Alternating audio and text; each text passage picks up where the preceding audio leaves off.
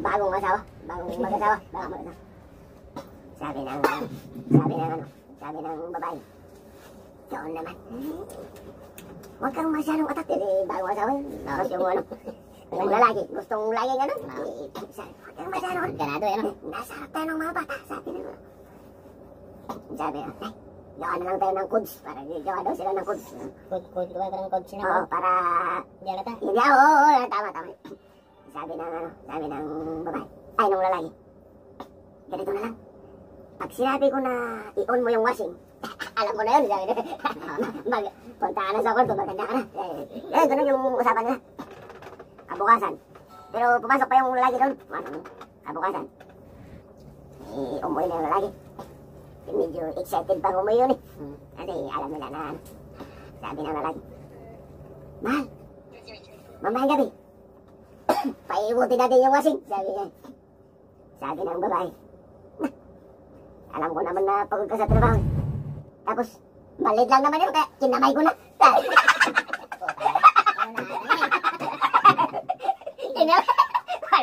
Kinamay na.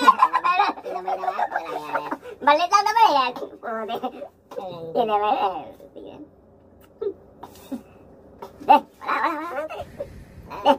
Wala.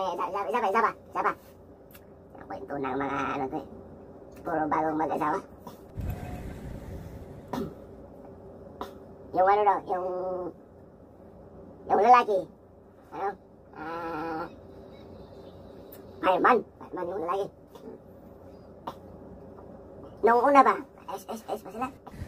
Nung tumagal, parang sabi ng babae, mahal, parang napapansin ko, habang tumatagal tayo, parang nawawalan ka ng gana sa akin, sabi niya. Yung ano, kasi palayo ang destino. Tapos yun, kung ilang weeks, kada linggo na yung uwi. Dati, bago pa lang. Uwi yan na sa yung destino. Naiba kasi yung destino. Sabi ng babae, ganito lang, gagawa ako ng tricks. Para medyo excited. Kada uwi mo, pag mag-bill ako ng isang unang bill, sabi niya, magtanggal ka na ng damit. Pangalawang bill, punta ka na sa kama. Pangatlong bill, salpo ka na, no? Oo, magsasalpo ka na sila. Tatlong bill yun. Sige, bill, sabi ng lagi. Kasi nasa ano yun eh, tumatawag pa sila, nasa trabaho yun eh. Yun, umuwi na yung lalaki. Yun, pagka-uwi na lalaki, nalaman ng babae yung ginawa. 1, 2, 3. First bill, second bill, third bill. Yun.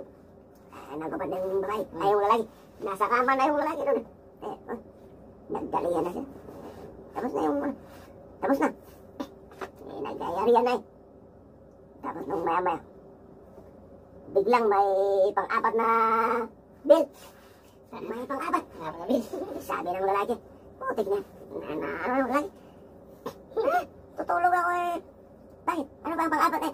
Kala ko ba pang tatlo lang yung bill na usapan natin? Sabi ng lalaki. Sumagot yung babae. Mainit pa yung apoy, kailangan nating maraming hose. Kailangan